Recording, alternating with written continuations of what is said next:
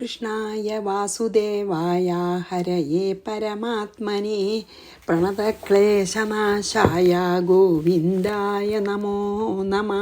ശ്രീമദ് ഭാഗവതം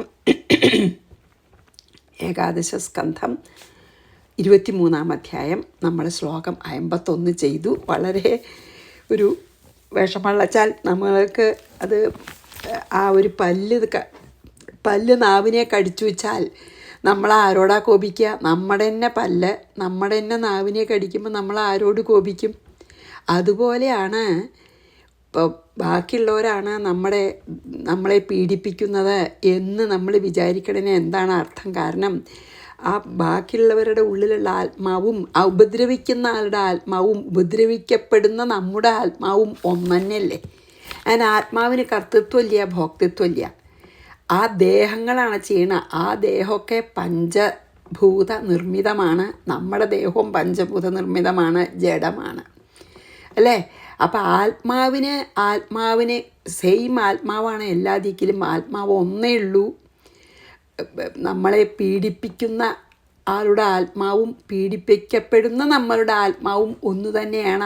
ആത്മാവിനെ പീഡിപ്പിക്കോ? ഇല്ല.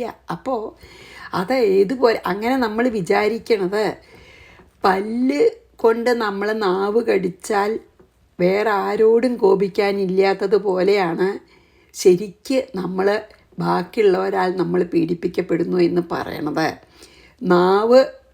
നാവിനെ ആയാൽ നമ്മൾ ആരോടെങ്കിലും കോപിച്ചു വെച്ചാൽ അത് വെറും അർത്ഥശൂന്യമായിട്ടുള്ളൊരു കോപമാണ് അല്ലേ. അല്ലെങ്കിൽ അർഹിക്കാത്ത ആളോട് കോപിക്കുന്നു. അതുപോലെയാണ് നമ്മളെ വേറൊരാൾ ഉപദ്രവിച്ചാൽ നമ്മൾ അയാൾ കാരനാണ് എനിക്ക് ഈ വിഷമം ഉണ്ടായതെന്ന് പറയണത്. ഏതുപോലെ പല്ല് കൊണ്ട് നാവ് കടിച്ചാൽ നമ്മൾ വേറൊരാളോട് ദേഷ്യപ്പെടുന്ന പോലെ അർത്ഥശൂന്യാണ്. വേറൊരാൾ കാരനാണ് നമുക്ക് മനസ്സിന് വേദന ഉണ്ടാവണമെന്ന് പറയണത്. ഒക്കെ നമ്മുടെ മനസ്സിലാണുള്ളതെന്ന്. മനസ്സ് തന്നെയാണ്. കാരണം മനസ്സാണ് ഈ ലോകം തന്നെ സങ്കല്പിച്ചുണ്ടാക്കണത്, ഇല്ലാത്തതേ. അപ്പോൾ ഒരു സ്വപ്നത്തിൽ കാണുന്ന പോലെ ഉള്ളൂ അത് ശരിക്കും അവരൊന്നുമല്ല. നമ്മുടെ മനസ്സ് കാരനാണ് നമുക്ക് ദുഃഖവും സുഖവും എന്നാണ് കൊണ്ടുവരുന്നത്. അതാണ് ഈ ഭിക്ഷു പറയണത് കേട്ടോ. അപ്പോൾ നമുക്ക് ഇനി 52 വായിക്കാം. ഇതന്നെ റീഇൻഫോഴ്സ് ചെയ്യാണ്. മുമ്പുള്ള ശ്ലോകങ്ങളിൽ പറഞ്ഞു മനസ്സ് കാരനാണെന്ന്. ഇനി മനസ്സല്ലാതെ മറ്റൊന്നുമല്ല എന്ന് സമർത്ഥിക്കുകയാണ് കേട്ടോ. അപ്പോൾ 52 ആദ്യം പറഞ്ഞു മനസ്സാണെന്ന് പറഞ്ഞു അല്ലേ. ഇനി മനസ്സല്ലാതെ മറ്റൊന്നല്ല അങ്ങനെ പറയുകയാണ്. അപ്പം നമുക്ക് 52 വായിക്കാം. ദുഃഖസ്യ ഹേതുർയതി ദേവതാസ്തു കിമാത്മനസ്തത്ര വികാരയോസ്തദ് യദംഗമംഗേന നിഹന്യതേ ക്വചിത് ക്രുദ്ധ്യേത കസ്മൈ പുരുഷൻ സ്വദേഹേ.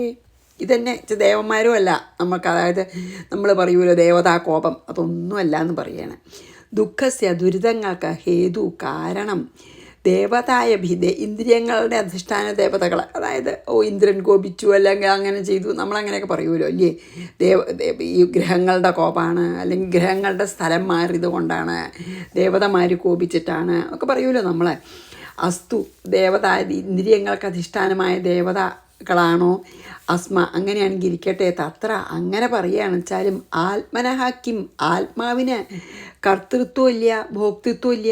തത് ആ കർത്തൃത്വം ആ ഭോക്തൃത്വമൊക്കെ വികാരയോഹോ അതൊക്കെ പഞ്ചഭൂതങ്ങളും അവരുടെ വികാരങ്ങളുമാണ് അത് മുഴുവൻ.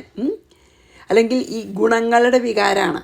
അതായത് ഈ ദേവതകളൊക്കെ ഉണ്ടായിരുന്നത് ഗുണത്തിൽ നിന്നല്ലേ.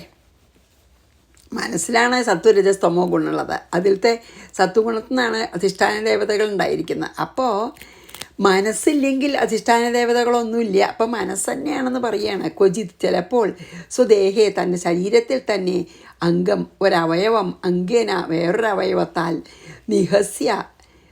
നിഹസ്യതേ യത് നമുക്ക് വേദനിക്കുക വേറൊരവയവം കൊണ്ട്. ഇപ്പോൾ ഉദാഹരണമായിട്ട് കൈ കണ്ണിൽ കൊള്ളുക, അപ്പോൾ വേദനിക്കാമല്ലോ. നമ്മൾക്ക് തന്നെ നമ്മളുടെ ദേഹത്തിൻ്റെ ഒരു അവയവം വേറൊരു അവയവത്തുമ്പിൽ തട്ടിയിട്ടും വേദനിക്കാം ഇല്ലേ. മനുഷ്യൻ കസ്മൈ ആരോടാണ് ക്രുദ്ധ്യത ദേഷ്യപ്പെടുക. ഇപ്പം കണ്ണൊന്ന് നമ്മുടെ കൈയൊന്ന് കണ്ണിലങ്ങോട്ട് കുത്തി നിരിച്ചോളൂ. നമ്മൾ ആരോടെങ്കിലും ദേഷ്യപ്പെടുമോ? അതുപോലെയുള്ളൂ ദേവതാകോപം എന്ന് പറയണത് മാത്രമേ ഉള്ളൂ. കാരണം മനസ്സിൽ സത്വരജസ് തമോ ഗുണങ്ങളൊക്കെ ഉണ്ടല്ലോ. ആ ഗുണങ്ങളിൽ നിന്നും പഞ്ചഭൂതങ്ങളിൽ നിന്നും വികാരം കൊണ്ടുണ്ടായതാണ് ദേവതമാരും. അതെ, അപ്പോൾ ദേവതമാർ കാരണം നമുക്ക് ദേവതാകോപാണെന്ന് പറയണതിനും അർത്ഥമില്ല. കാരണം ദേവതകൾ ചെയ്താൽ അവർക്ക് തന്നെ ഇതുള്ളൂ. അവർ ചെയ്യണമെന്ന് വെച്ചാൽ കർത്തൃത്വം ഭോക്തൃത്വം ആത്മാവിനില്ല. ആ ദേവതകളുടെ ഉള്ളിലുള്ള ഈശ്വര ചൈതന്യവും ബാക്കി ബ്രഹ്മം എന്ന് പറഞ്ഞാൽ എന്താ, എല്ലാറ്റിലും നിറഞ്ഞു നിൽക്കണതാണ്. അപ്പോൾ ആ ദേവതകളുടെ ഉള്ളിൽ നിറഞ്ഞു നിൽക്കുന്ന ബ്രഹ്മചൈതന്യവും നമ്മളുടെ ഉപദ്രവിക്കപ്പെടുന്ന, നമ്മളിപ്പോൾ ദേവതകളെ ഉപദ്രവിക്കണമെന്ന് വിചാരിക്കുക, ദേവതകളുടെ കോപമാണെന്ന് വിചാരിക്കുക, ആ കോപത്തിന് ഇരയാകുന്ന നമ്മളുടെ ഉള്ളിലുള്ള ചൈതന്യവും നമ്മളെ കഷ്ടപ്പെടുത്തുന്ന ദേവതമാരുടെ ഉള്ളിലുള്ള ചൈതന്യവും ഒന്ന് തന്നെയാണ്. അപ്പോൾ ആ ചൈതന്യത്തിന് ആ ആത്മാവിന് ഒരു തരത്തിലും ഒന്നും ബാധിക്കുന്നില്ല. നമുക്കിത് തോന്നുന്നുണ്ടെങ്കിൽ ആത്മാവ് എന്നും നിത്യശുദ്ധ ആനന്ദ സ്വരൂപനാണ്. നമുക്ക് എന്തെങ്കിലും വിഷമം തോന്നുന്നുണ്ടെങ്കിൽ അന്യന്മാർ ചെയ്തതാണോന്നോ ദേവതാകോപാണോന്നോ ഗ്രഹങ്ങളുടെ നിലകളാണെന്നോ തോന്നണതൊക്കെ വെറും നമ്മുടെ മനസ്സിൻ്റെയാണ്. ഇതുകൊണ്ടും ഒന്നും അല്ല എന്ന് പറയാണ്. ഈ പറഞ്ഞ ഒരു കാരണങ്ങളെ കൊണ്ടും അല്ല. ഇപ്പം മുമ്പ് പറഞ്ഞുവല്ലോ ബാക്കിയുള്ള ജനങ്ങളിൽ നിന്നല്ലാന്ന്. ഇപ്പോൾ പറയുകയാണ് ദേവതാകോപം കൊണ്ടല്ലാന്ന്. കാരണം ദേവതകളുടെ ഉള്ളിൽ ചൈതന്യവും നമ്മുടെ ഉള്ളിലുള്ള ചൈതന്യവും ആ ബ്രഹ്മചൈതന്യം തന്നെയാണ്. നമുക്ക് ആ ബ്രഹ്മചൈതന്യത്തിന് കർത്തൃത്വമില്ല, ഭോക്തൃത്വമില്ല. ശരിക്കും നമ്മൾ ആ ആത്മാവാണ്, ആ ബ്രഹ്മം തന്നെയാണ് നമ്മൾ ശരിക്ക്. ഇതല്ലാതെ നമുക്ക് തോന്നുന്നുണ്ടെങ്കിൽ അത് വെറും മനസ്സിൻ്റെ ഭ്രമം എന്നാണ് ഇതിലും പറഞ്ഞത്. ദുഃഖസ്യ ഹേതുര്യതി ദേവതാസ്തു കിമാത്മനസ്തത്ര വികാരയോസ്തത് യദംഗമംഗേന നിഹന്യതേ ക്വചിൽ. ഒരവയവം വേറൊരു അവയവത്തിനെ വേദനിപ്പിച്ചാൽ, അല്ലെങ്കിൽ ഒരവയവം കൊണ്ട് നമ്മുടെ വേറൊരു അവയവം വേദനിപ്പിക്കപ്പെട്ടാൽ നമ്മൾ ആരോടും ദേഷ്യപ്പെടാത്തതുപോലെ തന്നെയാണ് ദേവതാകോപാണെന്ന് വിചാരിക്കണതും വെറും വ്യർത്ഥം. ക്രുദ്ധ്യത, നമ്മൾ ആരോട് കോപിക്കുകയല്ലേ, കസ്മൈ പുരുഷസ്വദേഹേ. അതുപോലെ തന്നെയാണ് ഈ പുരുഷൻ, നമ്മുടെ ദേഹത്തുള്ള ആത്മാവ് ഒന്നും കൊണ്ടും കർത്തൃത്വമില്ല, ഒന്നും അനുഭവിക്കണമില്ല. അതായത് ആത്മാവന്നെയാണ് ഈ സുഖദുഃഖമായിട്ട്. ഇത് ബ്രഹ്മല്ലാതെ ഇവിടെ ഒന്നുമില്ല എന്ന് പറയുകയാണേ. അപ്പം പിന്നെ രണ്ടാമതൊന്നുണ്ടെങ്കിലല്ലേ നമ്മളെ ഒരാൾ ഉപദ്രവിച്ചു, ഒരാൾ ഉപദ്രവിക്കപ്പെട്ടു എന്ന് വരുന്നു. ഒന്നിലധികം ഉണ്ടെങ്കിലല്ലേ നമുക്ക് ഒരാൾ ഉപദ്രവിക്കാനുണ്ട്, ഒരാൾ ഉപദ്രവിക്കപ്പെട്ടു എന്ന് വരുള്ളൂ. ബ്രഹ്മം മാത്രമേ ഇവിടെ ഉള്ളൂ വെച്ചാലോ. അപ്പോൾ എന്താ ചുരുക്കി പറഞ്ഞാൽ ഈ ആത്മാവ് തന്നെയാണ് നമ്മുടെ സുഖവും ദുഃഖവും ഒക്കെ ആയിട്ട് പരിണമിക്കുന്നത് എന്ന് പറയാൻ വേണമെങ്കിൽ. അല്ലെങ്കിൽ ബ്രഹ്മം ഈ ഇവിടെ കാണുന്നതെല്ലാം ബ്രഹ്മാണ്. ബ്രഹ്മത്തിനും വ്യത്യാസമായിട്ട് ഇവിടെ രണ്ടാമതൊന്നില്ല. അപ്പം പിന്നെ അങ്ങനെ തോന്നുന്നുണ്ടെങ്കിൽ എന്താണ്, നമ്മുടെ മനസ്സുണ്ടാക്കിയ സങ്കല്പ ലോകത്തിലത്തെ അനുഭവങ്ങളാണത്. അതായത് നമ്മൾ ദേഹാഭിമാനം കൊണ്ട് മനസ്സ്, ഈ സംസാരം തന്നെ മനസ്സിൻ്റെ സങ്കല്പമാണ് എന്നാണ് ഇതിൽ പറഞ്ഞത് കേട്ടോ. അപ്പം അച്ഛാ അങ്ങനെയല്ല. അപ്പം ഇതിലിപ്പോൾ ഞാൻ പറയാമല്ലോ, അപ്പം കയ്യിൻ്റെയും കാലിൻ്റെയും ഒക്കെ ഇന്ദ്രനാണെന്ന് പറയുമല്ലോ ദേവത, കണ്ണിൻ്റെ സൂര്യനാണ് പറയുമല്ലോ. അപ്പോൾ കയ്യിൻ്റെയും കാലിൻ്റെയും അധിഷ്ഠാന ദേവത, അതായത് കയ്യിനെ പിന്നെ എന്താ പറയുക, ഇങ്ങനെ പ്രവർത്തിക്കാൻ പ്രേരിപ്പിക്കുന്നത് കയ്യിൻ്റെ അധിഷ്ഠാന ദേവതയല്ലേ. എന്നിട്ട് കൈ നമ്മൾ കണ്ണ് കുത്തി എന്ന് പറഞ്ഞാൽ എന്താ ഉണ്ടാവണത്, കയ്യിൻ്റെ അധിഷ്ഠാന ദേവതയാൽ പ്രേരിപ്പിക്കപ്പെട്ട് നമ്മൾ കണ്ണിൻ്റെ അധിഷ്ഠാന ദേവത പീഡിപ്പിക്കപ്പെടുന്നു അല്ലേ. അങ്ങനെ ആലോചിച്ച് നോക്കുമ്പോൾ കയ്യ് കണ്ണിൽ കൊണ്ടു എന്ന് പറഞ്ഞാൽ ശരിക്കും എന്താണ്, കയ്യിനെ അങ്ങനെ കണ്ണിൻ്റെ അടുത്തേക്ക് വരാൻ പ്രേരിപ്പിച്ച ശക്തി ഒരു അധിഷ്ഠാന ദേവത ഇന്ദ്രൻ എന്ന് കൂട്ടിക്കോളൂ. ആ ഇന്ദ്രൻ്റെ പ്രേരണയാലാണ് കൈ പ്രവർത്തിച്ചിട്ട് കണ്ണിന് തട്ടത്. കണ്ണിൻ്റെ അധിഷ്ഠാന ദേവത സൂര്യനാണ്. അപ്പോൾ ഈ പിന്നെ എന്താണ്, ഈ ഇന്ദ്രന അല്ലെങ്കിൽ കയ്യിൻ്റെ അധിഷ്ഠാന ദേവതയാൽ പ്രേരിപ്പിക്കപ്പെട്ട് കണ്ണിൽ പിന്നെ കുത്തണ സമയത്ത് ശരിക്കു പറയാച്ചാൽ ഒരധിഷ്ഠാന ദേവത വേറൊരു അധിഷ്ഠാന ദേവതയെ പീഡിപ്പിക്കുന്നതിന് ഫലമാണത്. നമുക്കല്ല പറ്റണത്. കാരണം ആത്മാവ് അനുഭവിക്കണില്ല എന്നൊക്കെയാണ് ഇതിൽ പറയുന്നത്. അതായത് ദേവതകൾ തമ്മിൽ ദ്രോഹിക്കുകയാണ്, അത്രയേ ഉള്ളൂ. നമുക്കൊന്നും പറ്റണില്ല. അങ്ങനെ നമ്മുടെ തന്നെ അവയവങ്ങളാണെങ്കിൽ ഓരോ അവയവത്തിന് അധിഷ്ഠാന ദേവത ഉണ്ടല്ലോ. അപ്പോൾ പിന്നെ എല്ലാം ദേവതകൾ തമ്മിൽ ഉള്ളതാണ്. കയ്യിനെ പ്രേരിപ്പിച്ചപ്പോൾ കൈ പോയി കണ്ണ് കൊണ്ടു. അപ്പോൾ പാവം കണ്ണിന് പീഡിപ്പിക്കപ്പെട്ടു.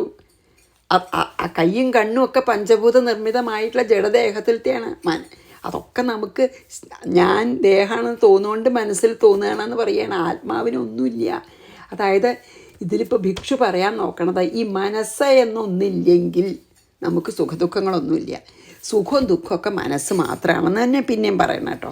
നമുക്ക് 53 ആത്മാ യദി സ്യാത് സുഖദുഃഖഹേതു കിമന്യതസ്തത്ര നിജസ്വഭാവ നഹ്യാത്മനോന്യദ്യതി തന്മൃഷാ സ്യാത് ക്രുദ്ധേത കസ്മാന്ന സുഖം ന ദുഃഖം. 53 സുഖദുഃഖഹേതു സുഖദുഃഖങ്ങൾക്ക് കാരണമായ ആത്മാ സ്യാത് യതി ആത്മാവിനെ തന്നെ, അതായത് ആത്മാവിനെ സുഖദുഃഖമായിട്ട് രൂപമായിട്ട് പരിണമിച്ചു എന്ന് കണ്ടാൽ മതിയെന്ന്. അതായത് ആത്മാ സ്യാത് യതി ആത്മാവിന് തന്നെ സുഖദുഃഖാദി രൂപപരിണാമം ഉണ്ടാക്കുകയാണ്. ആ ആത്മാവ് തന്നെ കാരണമായി ഭവിക്കുന്നു. എന്നാൽ തത്ര കിം അന്യത, അങ്ങനെയാണെങ്കിൽ ദേഷ്യം തോന്നത്തക്കതായിട്ട് എന്താ ഉള്ളത്? തത്ര കിം അന്യത, രണ്ടാമതൊന്ന് എന്താ ഉള്ളത്? നിജസ്യ ഭാവ. എന്തുകൊണ്ടെന്നാൽ ആ സുഖദുഃഖങ്ങൾ ആത്മാവിൻ്റെ തന്നെ ഒരു പരിണാമമാണെന്ന്. ആത്മനഹ അന്യത്ന, ആത്മാവല്ലാതെ വേറെ ഒരു വസ്തു ഇവിടെ ഇല്ല.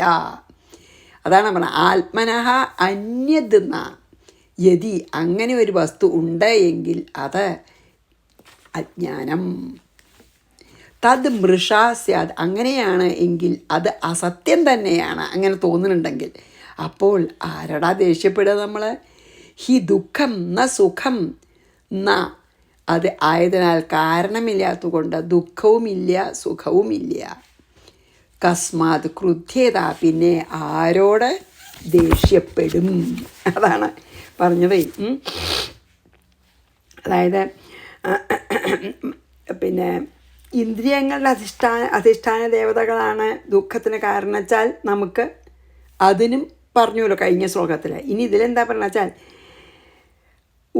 അതായത് ദുഃഖങ്ങൾക്കെല്ലാം അവനവൻ തന്നെയാണ് കാരണം എന്നാണ് ഇതിൽ പറയണത്. ഇനി ആത്മാവാണ് സുഖദുഃഖങ്ങൾക്ക് കാരണം എന്ന് വിചാരിക്കുന്നുണ്ടെങ്കിൽ, സുഖദുഃഖങ്ങൾക്കൊക്കെ കാരണം അവനവൻ്റെ മനസ്സാണെന്ന് പറഞ്ഞതിന് ശേഷം പറയുകയാണ്, ആത്മാവാണ് സുഖദുഃഖങ്ങൾക്ക് കാരണം എന്ന് ഇനി വിചാരിക്കുകയാണെങ്കിൽ അതിന് ബാക്കിയുള്ളവരോട് കോപിച്ചിട്ട് എന്താ കാര്യം? ആത്മാവ് തന്നെയാണെന്ന് വെച്ചോളൂ. എൻ്റെ ആത്മാവ് തന്നെയാണ് എനിക്ക്, ഞാൻ പിന്നെ ഇതിൽ പറയണ പോലെയൊന്നും അല്ല, ആത്മാവിന് കർത്തൃത്വം ഭോക്തൃത്വം ഇല്ല എന്ന് പറയണ പോലെയൊന്നും അല്ല, എൻ്റെ ആത്മാവ് തന്നെയാണ് ഈ വിഷമം അനുഭവിക്കണത് എന്നെ കരുതിക്കോളൂ. എന്നാൽ ആരോടാ കോപിക്കുക? അവരുടെ ഉള്ളിലുള്ള ആത്മാവും നമ്മുടെ ഉള്ളിലുള്ള ആത്മാവും ഒന്ന്. എന്നാലും ആരോടും കോപിക്കില്ല, കാരണം ആത്മാവ് ഒന്നേ ഉള്ളൂ. ഒരേ ഒരാത്മാവേ ഉള്ളൂ. എല്ലാവരുടെ ഉള്ളിലുള്ള ആത്മാവ് ഒന്ന് തന്നെയാണ്. അപരിച്ഛേദ്യമായിട്ട് അങ്ങനെയല്ല, സർവ്വവ്യാപിയായിട്ടൊരു ആത്മാവേ ഉള്ളൂ. അപ്പോൾ ആത്മാവ് കാരണമാണ്. ആദ്യം മനസ്സാണെന്ന് പറഞ്ഞു, ഇനി അല്ല നിങ്ങൾ പറയണം ആത്മാവ് കാരണം തന്നെയാണെന്ന് പറഞ്ഞാലും രണ്ടാമതൊരാത്മാവില്ല. അപ്പം ആരോടാ കോപിക്കുക? അതാ പറയണത്. ഇനി ആത്മാവ് തന്നെയാണ് സുഖദുഃഖങ്ങൾക്ക് കാരണം എന്ന് വിചാരിക്കുകയാണെങ്കിൽ പോലും അതിന് മറ്റുള്ളവരോട് കോപിച്ചിട്ട് എന്താ കാര്യം?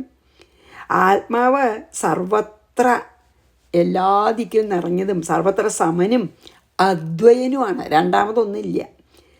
അപ്പോൾ ആത്മാവിന് സുഖമോ ദുഃഖമോ ഉണ്ടാക്കാൻ രണ്ടാമതൊരാൾ വേണ്ടേ? ഇല്ല. അപ്പോൾ സുഖവും ദുഃഖമൊന്നും ഇല്ല. മനസ്സുണ്ടാക്കുന്ന ഒരു ഭ്രമം മാത്രമാണ് എന്ന് ഇതിലും പറഞ്ഞു. ആത്മാ യദിസ്യാൽ സുഖദുഃഖഹേതു കിമന്യതസ്തത്ത നിജസ്വഭാവ നഹ്യാത്മൻ ആത്മനോന്യദ്യതി തന്മൃഷാ സ്യാത് ക്രുദ്ധേത കസ്മാന്ന സുഖം ന ദുഃഖം. ഈ ഗ്രഹങ്ങളാണ്, ഗ്രഹങ്ങളുടെ നില അല്ലേ? ഗ്രഹനില മോശമായതുകൊണ്ടാണ് പറയൂലോ നമ്മൾ. ഞാൻ അതുമല്ല പറയുകയാണ്. ഗ്രഹാനിമിത്തം സുഖദുഃഖയോശ്ചേത് കിമാത്മനോജസ്യ ജനസ്യ തേ വൈ ഗ്രഹൈർഗ്രഹസ്യൈവ വദന്തി പീഡാം ക്രുദ്ധേത കസ്മൈ പുരുഷസ്തതോന്യഃ. ഇനി ഗ്രഹങ്ങളാണെന്ന് പറയുകയാണെങ്കിൽ എന്താ, അതാണിപ്പോൾ ഈ 54 പറയണ. ഗ്രഹാഹ സൂര്യൻ മുതലായ ഗ്രഹങ്ങൾ സുഖദുഃഖയോഹോ സുഖദുഃഖങ്ങൾക്ക് നിമിത്തമാണെങ്കിൽ അജസ്യ ജന്മമില്ലാത്ത ആത്മനാക്കിം ആത്മാവിനെന്ത്, ആത്മാവിനിപ്പോൾ ഗ്രഹം എവിടെ നിന്നാന്താ തേ ആ സൂര്യാദി ഗ്രഹങ്ങൾ ഈ 12 സ്ഥലം എത്രയുണ്ടല്ലോ അതിലിരുന്നിട്ട് ഗ്രഹൈഹി ആകാശത്തിലിരിക്കുന്ന ഗ്രഹങ്ങളാൽ ഗ്രഹസ്യ ഏവ ആകാശങ്ങളിലിരിക്കുന്ന ഗ്രഹങ്ങൾക്ക്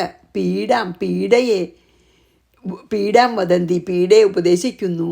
പുരുഷ ഈ ആത്മാവോ തതഹ അന്യ ആ ദേഹത്തിനെയും ഗ്രഹങ്ങളെയും കാൽ അന്യനായി ഭവിക്കുന്നു. കസ്മൈ ക്രുദ്ധ്യത പിന്നെ ആരോട് ദേഷ്യപ്പെടും. അതായത് ഗ്രഹപീഡയല്ല. ഇനിയിപ്പോൾ എന്താ പറയണമെന്ന് വെച്ചാൽ ഈ ഗ്രഹങ്ങളാണ് ദുഃഖസുഖങ്ങളൊക്കെ കാരണം എന്ന് പറഞ്ഞാൽ അതിനും യാതൊരു ലോജിക്കും ഇല്ല. എന്താ പറയണേ, ജനന മരണങ്ങളില്ലാത്ത ആത്മാവിനെ ദുഃഖിപ്പിക്കാൻ ഗ്രഹങ്ങൾക്ക് എങ്ങനെ സാധിക്കും? അതാണ് ഗ്രഹങ്ങൾ ഉണ്ടാവണു നശിക്കണു. ഈ ജനനവും മരണവും ഇല്ലാത്ത സത്യശുദ്ധ സ്വരൂപനായിട്ടുള്ള സർവത്ര നിറഞ്ഞു നിൽക്കുന്ന ആത്മാവല്ലാതെ ഇവിടെ ഒന്നും ഇല്ല. അത് ആ ഒരു ഇത് അറിഞ്ഞാൽ നമുക്ക് മനസ്സിലാക്കാം എന്താ ഗ്രഹങ്ങളൊക്കെ ഉണ്ടാവണു നശിക്കണു അല്ലേ. ഈ സംസാരം ഉണ്ടാവണു നശിക്കണു. അപ്പോൾ ജനനമരണങ്ങളില്ലാത്ത ആത്മാവിനെ ദുഃഖിപ്പിക്കാൻ ഈ ജനനമരണങ്ങളുള്ള ഗ്രഹങ്ങൾക്ക് കഴിയില്ല. കാരണം ആത്മാവ് നിത്യനാണ്, ആനന്ദസ്വരൂപനാണ്, കർത്തൃത്വമില്ല, ഭോക്തൃത്വമില്ല, സർവവ്യാപിയാണ്. ആത്മാവല്ലാതെ ഇവിടെ ഒന്നും തന്നെ ഇല്ല. അത് മനസ്സിലാക്കിയാൽ അത് നമുക്ക് അനുഭവമായാൽ മാത്രമേ നമുക്കത് ഇതാക്കാൻ പറ്റുള്ളൂ. അതായത് നമുക്ക് അതിനോട് അത് ശരിക്കും നമുക്ക് മനസ്സിലാക്കാൻ തന്നെ പറ്റുള്ളൂ അല്ലേ. ഗ്രഹങ്ങളാണ് സുഖദുഃഖങ്ങൾ തരണമെന്ന് നമ്മൾ വിശ്വസിക്കുകയാണെങ്കിൽ ഗ്രഹങ്ങളിൽ നിന്ന് പീഡ ഉണ്ടാവണമെന്ന് ഗ്രഹങ്ങൾക്ക് തന്നെയാണ്. അത് ഇതുപോലെയാണ്, ഒരു അവയവം കൊണ്ട് വേറൊരു അവയവത്തിനെ കുത്തി പറഞ്ഞില്ലേ, അതുപോലെ തന്നെ ഉള്ളൂ. ഗ്രഹങ്ങളെ തന്നെയാണ്. നമ്മൾ വേറെ, ആത്മാവ് വേറെയാണ്. അതായത് ഗ്രഹങ്ങളാണ് ആത്മാവിന്. അതുകൊണ്ട് എന്താ, ഗ്രഹങ്ങൾ തമ്മിൽ തല്ലിയ ആത്മാവിനെന്താ? ഗ്രഹങ്ങളിൽ നിന്ന് പീഡ ഉണ്ടാക്കണത് ഗ്രഹങ്ങൾക്കാണ്. അതായത് ഓരോ 12 സ്ഥാനം ഉണ്ടല്ലോ, ഓരോ ലഗ്നത്തിലൊക്കെ ജനിച്ച ശരീരങ്ങളിൽ ഞാൻ ശരീരമെന്ന് അഭിമാനിക്കണവർക്കേ ഉള്ളൂ ഗ്രഹങ്ങളെ കൊണ്ട് ദുഃഖമൊക്കെ. അല്ലാത്തവർക്കൊന്നും അതായത് ആത്മാവ് ഗ്രഹത്തിൽ നിന്നും ദേഹത്തിൽ നിന്നും ഭിന്നനായിട്ട് വേറിട്ട് നിൽക്കുകയാണ്. ആത്മാവ് മാത്രമേ ഉള്ളൂ. നമുക്ക് മറ്റതെന്തെങ്കിലും തോന്നുന്നുണ്ടെങ്കിൽ അത് അസത്യമാണെന്നാണ് പറയുന്നത്. അപ്പോൾ അത് തീർച്ചയായിട്ടും ഇല്ലാത്ത കാര്യമാണ്. ഇവിടെ ആത്മാവ് മാത്രമേ ഉള്ളൂ. ആ അദ്വൈത തത്വം തന്നെയാണ് ഈ അദ്ദേഹം പറയണത്, ഈ ഭിക്ഷുവേ. ഇനി നമുക്ക് 54 വായിച്ചിട്ട് 55 ചെയ്യാട്ടോ. 55 ഗ്രഹാനിമിത്തം സുഖദുഃഖയോശ്ചൽക്കിമാത്മനോജസ ജനസ്യ തേ വൈ ഗ്രഹൈർഗ്രഹസ്യൈവ വദന്തി പീഡാം ക്രുദ്ധേത കസ്മൈ പുരുഷസ്തതോന്യ. ഇതിപ്പോൾ ഒരവയവം കണ്ണിൽ കുത്തണ പോലെ ഉള്ളൂ. ഒരു ഗ്രഹം വേറൊരു ഗ്രഹത്തിനെ പീഡിപ്പിക്കണമെന്നല്ലാതെ ആത്മാവിന് ഇതൊന്നും ബാധകമല്ല. കാരണം ആത്മാവ് അതിൽ നിന്നും ഭിന്നനാണ്. ദേഹത്തിൽ നിന്ന് ഭിന്നനാ പറഞ്ഞില്ലേ, അതുപോലെ ഗ്രഹങ്ങളിൽ നിന്നും ഭിന്ന. 55 കർമാസ്തു ഹേതു സുഖദുഃഖയോശ്ചേത് കിമാത്മനസ്തദ്ധി ജഡാജഡത്വേ ദേഹസ്ത്വജിത് പുരുഷോയം സുവർണഃ ക്രുദ്ധേത കസ്മൈ നഹി കർമ്മമൂലം. ഈ കർമ്മം കൊണ്ടാണെന്ന് പറയാം നമ്മൾ ദുഃഖം. എന്നാൽ ഇനി അതുമല്ല എന്ന് പറയാണ്. കർമ്മം എന്നത് സുഖദുഃഖങ്ങൾക്ക് ഹേതു കാരണം എന്ന് വിചാരിക്കുകയാണെങ്കിൽ അസ്തു വൈ അപ്രകാരം തന്നെ ആവട്ടെ. എന്നാൽ ഞാൻ അങ്ങനെ വിചാരിക്കുകയാണെങ്കിൽ ആത്മനഹാക്കിം ആയതിനാൽ ആത്മാവിനതുകൊണ്ട് എന്താണുള്ളത്? എന്താണെങ്കിൽ തത് ആ കർമ്മം എന്നത് ജഡാജഡത്വേ, ഒരു വസ്തുവിന് ജഡത്വവും അജഡത്വവും ഉണ്ടെങ്കിലേ ഉണ്ടാവുന്നുള്ളൂ. അതാണ് പറയണത്. ദേഹം ജഡമായതുകൊണ്ട് അചിത്ത്, ഒരു പ്രവൃത്തിയുമില്ല. അയം പുരുഷ, ഈ ആത്മാവാണെങ്കിൽ എന്താ ശുദ്ധജ്ഞാന സ്വരൂപി അല്ലേ. കസ്മൈ ക്രുദ്ധ്യത, പിന്നെ ആരോട് കോപിക്കും? കർമ്മം മൂലം സുഖദുഃഖങ്ങൾക്ക് കാരണമായ കർമ്മം സംഭവിക്കുന്നതേ ഇല്ല. ഒന്നും ചെയ്യണില്ല ആത്മാവ്, എന്നാലല്ലേ ഇപ്പം കർമ്മം കൊണ്ട് ഉണ്ടാവും എന്ന് പറയുന്നുള്ളൂ. കർത്തൃത്വമേ ഐ ആം ദ ഡൂവർന്നില്ല ആത്മാവിന്, ഒന്നുമില്ല. അതാണിപ്പോൾ കർമ്മവും കർമ്മമാണ് നമ്മുടെ ദുഃഖത്തിന് കാരണം എന്ന് പറയാൻ ഒരു യുക്തിയില്ല. എന്താ വെച്ചാൽ ഈ ജഡമായ കർമ്മത്തിന് ആത്മാവിനെ, ബോധം തന്നെയായിട്ടുള്ള ആത്മാവിനെ ദുഃഖിപ്പിക്കാൻ സാധിക്കില്ല. ഒരിക്കലും കർമ്മത്തിന് ദുഃഖിപ്പിക്കാൻ സാധിക്കില്ല. അതാണതിൽ പറഞ്ഞത്. അതായത് കർമ്മബന്ധനമില്ല ആത്മാവിനെ. സുഖദുഃഖങ്ങൾക്ക് കാരണം കർമ്മമാണെന്ന് തന്നെ വിചാരിക്കുക ഇനിന്നാല്. പക്ഷേ ആത്മാവിന് കർമ്മബന്ധനമല്ലേ, നമ്മൾ എത്രയോ പറഞ്ഞു ഇല്ലേ. കർമ്മബന്ധനമൊക്കെ ഞാൻ ശരീരമെന്ന് വിചാരിക്കുമ്പോൾ മാത്രമേ ഉള്ളൂ. ദ മോമെൻറ്റ് ഞാൻ ആത്മാവാണെന്ന് അനുഭവമായാൽ എല്ലാ നമ്മുടെ പിന്നെ എന്താ പറയുക, സഞ്ചിതവും ആഗാമികവും എല്ലാ കർമ്മങ്ങളും അവിടെ അവസാനിച്ചു. പ്രാരബ്ധം മാത്രം നമ്മൾ അനുഭവിച്ച് തീരണം, ബാക്കിയൊക്കെ അവിടെ അവസാനിച്ചു. കർമ്മബന്ധനേ ഇല്ല ആത്മാവിന് അല്ലേ. അപ്പോൾ പിന്നെ ആത്മാവ് ജഡമല്ലല്ലോ. ജഡമാണെങ്കിലേ കർമ്മം സംഭവിക്കുള്ളൂ. ആത്മാവ് വെറും ചൈതന്യം നൽകുന്ന ഒരു ഇതാണ്, ജഡമേ അല്ല എപ്പോഴും. മറ്റൊരു ദേഹം ജഡമാണ്. അതായത് ആത്മാവ് ജഡമായിട്ടുള്ള സാധനങ്ങളെ കർമ്മമൊക്കെ ചെയ്യുന്നുള്ളൂ. ആത്മാവിന് ഐ ആം ദ ഡൂവർ, കർത്തൃത്വമൊന്നും ഇല്ലേ. അപ്പം എങ്ങനെയാണ് ആത്മാവ് ജഡാവുക? ആത്മാവ് ചൈതന്യമല്ലേ. അപ്പം പിന്നെ അത് പറയണതും ശരിയല്ല. അപ്പം കർമ്മം തന്നെ ചെയ്യണില്ല. അപ്പോൾ കർമ്മം കൊണ്ട് ആത്മാവിന് ദുഃഖം വരുമെന്ന് പറയണത് എത്ര തെറ്റാണ്. അതുകൊണ്ട് ആരോട് കോപിക്കും, എന്തിനു കോപിക്കും? എന്താ വെച്ചാൽ ആത്മാവ് കർമ്മം തന്നെ ചെയ്യുന്നില്ല. അതാണ് ഇതിൽ പറഞ്ഞത്. ഇനി നമുക്ക് 56 വായിക്കാം. 55 വായിച്ചിട്ട് കർമാസ്തു ഹേതു സുഖദുഃഖയോശ്ചേൽ കിമാത്മനസ്തദ്ധി ജഡാജഡത്വേ ദേഹസ്ത്വജിത് പുരുഷോയം സുവർണഃ ക്രുദ്ധ്യേത കസ്മൈ നഹി കർമ്മമൂലം. ഇനി എന്താ അറിയോ, കാലത്തിൻ്റെ കാര്യമാണ് പറയണതുകൊണ്ട്. അതെ,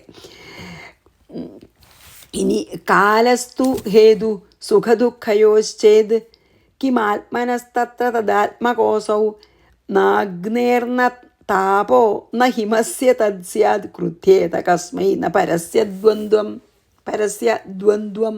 എന്താ പറയണേ? കാലം കാരണമല്ല. സുഖദുഃഖങ്ങൾക്ക് ഹേതു കാരണം കാലം ചെയ്ത്, ഇനി കാലാണെന്ന് വിചാരിക്കുകയാണെങ്കിൽ തത്രാത്തു അപ്പോഴും ആത്മനഃ ആത്മാവിന് എന്താണ്? കാലത്തിന് അതീതല്ലേ എന്നുള്ളതാണ് ആത്മാവേ. കാലത്തിനനുസരിച്ച് മാറ്റം വരികയെ, കാലത്തിനനുസരിച്ച് ജനനമരണങ്ങളുള്ളതൊന്നുമല്ല. കാലത്തിന് അതീതാണ്, കാലസ്വരൂപനാണ് ആത്മാവ്. ആത്മാവിന് എന്താണ്? കാലസ്വരൂപനായിട്ടുള്ള ആത്മാവിനെ കാലത്തിന് എന്ത് ചെയ്യാൻ പറ്റും? അസൗ, ഈ ജീവാത്മാവ് തദാത്മക ബ്രഹ്മത്തിൻ്റെ അംശമായതുകൊണ്ട് കാലസ്വരൂപി തന്നെയാണ് നമ്മുടെ ആത്മാവും. എന്തെന്നാൽ അഗ്നേഹേ, അഗ്നിയിൽ നിന്നും അതിൻ്റെ തന്നെ ഒരു ജ്വാലയ്ക്ക്, ഒരു അഗ്നിയുടെ ഒരു ജ്വാലയ്ക്ക് താപഹ എന്ന താപം സംഭവിക്കില്ല. അതായത് അഗ്നിക്ക് പൊള്ളുമോ? ഇപ്പം അഗ്നി ഇങ്ങനെ കത്തുകയാണ്, അതിൻ്റെ ഒരു പൊരി അല്ലെങ്കിൽ ഒരു ചെറിയ നാളത്തിന് പൊള്ളുമോ? ഇല്ല. അഗ്നിക്ക് എങ്ങനെ പൊള്ളുക? നമുക്ക് പൊള്ളും. രണ്ടാമതൊന്നുണ്ടെങ്കിൽ പൊള്ളും അല്ലേ. ഹിമസ്യ, മഞ്ഞിൻ്റെ തദ്ന, ആ ശൈത്യം സ്യാദ്, ആ പിന്നെ മഞ്ഞിൻ്റെ ശൈത്യം മഞ്ഞിൻ്റെ തരികൾക്ക് അനുഭവപ്പെടില്ല. ഇല്ല. ഇപ്പം സ്നോ ഫ്ലേക്സിന് തണുപ്പില്ല. സ്നോവിന് തണുപ്പുണ്ട്. ആ സ്നോവിൻ്റെ തണുപ്പ് തന്നെ ഉള്ളൂ സ്നോ ഫ്ലേക്സ്. അല്ലെങ്കിൽ സ്നോ ഫ്ലേക്കിന് തണുപ്പ് തോന്നില്ല, ബിക്കോസ് അതിൻ്റെ സഹജ സ്വഭാവമാണത് അല്ലേ. തദ് ന സ്യാദ്, ആ ശൈത്യം അത് അനുഭവപ്പെടില്ല സ്നോ ഫ്ലേക്സിന് അല്ലെങ്കിൽ സ്നോവിൻ്റെ ഒരു ചെറിയ കഷ്ണത്തിന്. പരസ്യ, അതായത് വാസ്തവത്തിൽ ജീവാത്മാവ് തന്നെയാണ് പരമാത്മാവ്. അപ്പം ആ പരമാത്മാവിന് ദ്വന്ദ്വം ന, സുഖദുഃഖങ്ങളേ ഇല്ല. കസ്യൈ ക്രുദ്ധ്യത, പിന്നെ ആരോട് കോപിക്കും എന്ന് പറയുകയാണ്. അപ്പോൾ അവസാനം എന്താ പറയണ? കാലം, ഈ കാലസ്വരൂപനാണ്, ഈ കാലാണ് നമുക്ക് ദുഃഖം തരണ എന്ന് വിചാരിക്കുകയാണെങ്കിൽ അതിനും യുക്തിയില്ല. കാലസ്വരൂപൻ തന്നെയാണ് ആത്മാവ്. കാലസ്വരൂപനാണ് ആത്മാവ്. അവനവൻ്റെ സ്വരൂപം അവനവനെ തന്നെ ദുഃഖിപ്പിക്കുമോ? അല്ല, ഒരിക്കലുമില്ല.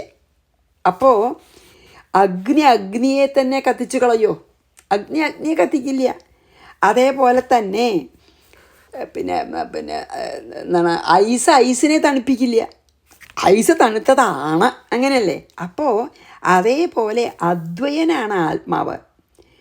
ആ ആത്മാവിൽ മനസ്സ് ഉണ്ടാക്കി തീർക്കുന്ന ഒരു ദ്വന്ദ് ഭ്രമാണ് എന്താ ഈ ദുഃഖത്തിന് കാരണം. ആ ആത്മാവിൽ മനസ്സുണ്ടാക്കി തീർക്കുന്ന ദ്വൈതാനുഭവം കൊണ്ടാണ് ദുഃഖം ഉണ്ടാവുന്നത്. അല്ലാണ്ട് ആത്മാവിന് ദുഃഖമേ ഇല്ല.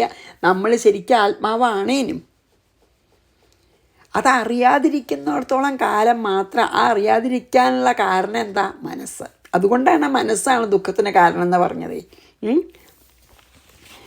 ഇനി സമയമായോ നോക്കട്ടെ കേട്ടോ. 56 കഴിഞ്ഞു. അപ്പോൾ നമുക്കിവിടെ നിർത്താം. 56 വായിച്ചിട്ട് നിർത്താം കേട്ടോ ഇന്ന്. അതായത് മനസ്സാണ് എല്ലാറ്റിനും കാരണം, ബാക്കി ഒന്നും അല്ല എന്ന് പറഞ്ഞു വരികയാണല്ലോ. കാലസ്തു ഹേതു സുഖദുഃഖയോശ്ചേൽ കിമാത്മനസ്തത്ര തദാത്മകോസൗ നാഗ്നേർന്ന താപോ ന ഹിമസ്യ തത് സ്യാദ്. അതായത് പിന്നെ എന്താണ്, അഗ്നിയെ പൊള്ളിക്കില്ല, അല്ലെങ്കിൽ കത്തിക്കില്ല. മഞ്ഞിനെ തണുപ്പിക്കില്ല എന്ന്, അല്ലെങ്കിൽ മഞ്ഞ് സ്നോഫ്ലേക്സിനെ തണുപ്പിക്കില്ല. ക്രുദ്ധ്യേത കസ്മൈന പരസ്യ ദ്വന്ദ്വം.